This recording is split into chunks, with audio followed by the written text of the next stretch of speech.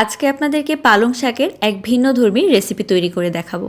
আসলে মুগ ডাল দিয়ে তো পালং শাক রান্না করা যায় অনেকভাবেই, তবে বুটের ডাল দিয়ে যে এইভাবে পালং শাক রান্না করা যায় আর এটা যে খেতে এত বেশি টেস্ট হয় আমার আগে জানা ছিল না। তো রেসিপিটা বানাতে শুরুতেই আমি তেল দিয়ে দিয়েছি, আর তেলের মধ্যে হাফ চা চামচ পরিমাণ গোটা জিরা, 3টা শুকনা মরিচ দিয়েছি ফোড়নের জন্য। এগুলোকে ভালোভাবে একটুখানি ভেজে নিব যতক্ষণ না সুন্দর একটা সুঘ্রাণ বের হচ্ছে।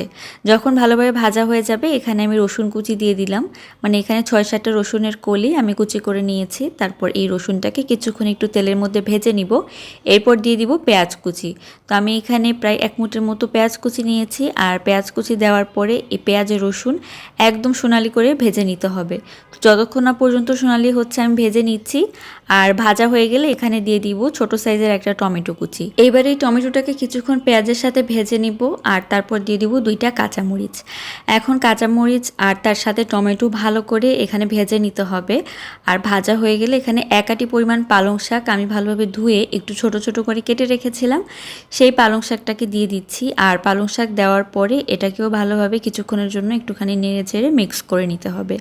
আর তারপর দিয়ে দিব এখানে শুকনা মশলা, তার মধ্যে দিয়ে দিব প্রথমেই লবণ আর হলুদের গুঁড়া দিয়ে দিচ্ছি। তো আমি হাফ চামচ লবণ আর হাফ চামচের মতো একটুখানি হলুদের গুঁড়া নিয়েছি। এখন ভালোভাবে এটাকে পালং শাকের সাথে নেড়ে চেড়ে ভালোভাবে মিশিয়ে নিতে হবে। আর যখন পালং শাকটা একটুখানি নরম হয়ে আসবে তখন এখানে দিয়ে দিব শুকনা মরিচের গুঁড়া, হাফ চা চামচের মতো শুকনা মরিচের গুঁড়া দিয়েছি। ঝালটা আপনারা আপনাদের স্বাদ মতো বুঝে দিবেন। আর ধনিয়ার গুঁড়া দিয়ে দিচ্ছি এখানে হাফ চা চামচের মতো। জিরা তো প্রথমে ফোড়নে দিয়েছি, এখন আর জিরার গুঁড়া ব্যবহারের দরকার নেই। এখন ভালোভাবে এটাকে শাকের সাথে মিক্স করে নিতে হবে। আর যতক্ষণ না পর্যন্ত শাকটা একদম সেদ্ধ হয়ে যাচ্ছে এবং ভালোভাবে একটু ভাজা ভাজা হয়ে যাচ্ছে ততক্ষণ আমি এটাকে নাড়তে থাকবো। তো দেখেন শাকটা কিন্তু একদম নরম হয়ে গিয়েছে, আর ভুনাটাও ভালোভাবে হয়ে গিয়েছে মশলাটা। এখন এখানে সেদ্ধ করে রাখা বুটের ডাল দিয়ে দিচ্ছি। এটা কিন্তু সারাটা রাত ভিজানো ছিল, তারপর আমি প্রেসার কুকারে জাস্ট 2টা সিটি দিয়ে নিয়েছি। কোনো হলুদ লবণ কিছুই দিইনি, জাস্ট একটুখানি পানি দিয়ে এই ডালটাকে সেদ্ধ করে নিয়েছি।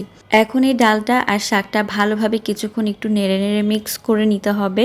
আর এখন ঢাকনা দেওয়ার কোনো প্রয়োজন নেই, ঢাকনা দেওয়া ছাড়াই চুলার জালটা বাড়িয়ে নিয়ে আমি 4-5 মিনিটের জন্য একটুখানি ফুটিয়ে নিব, যেন এই ডালের যেই পানিটা আছে তো সেটা একটু শুকিয়ে যায় আর খুব ভালোভাবে এই শাকটা ডালটা মিক্স হয়ে যায়।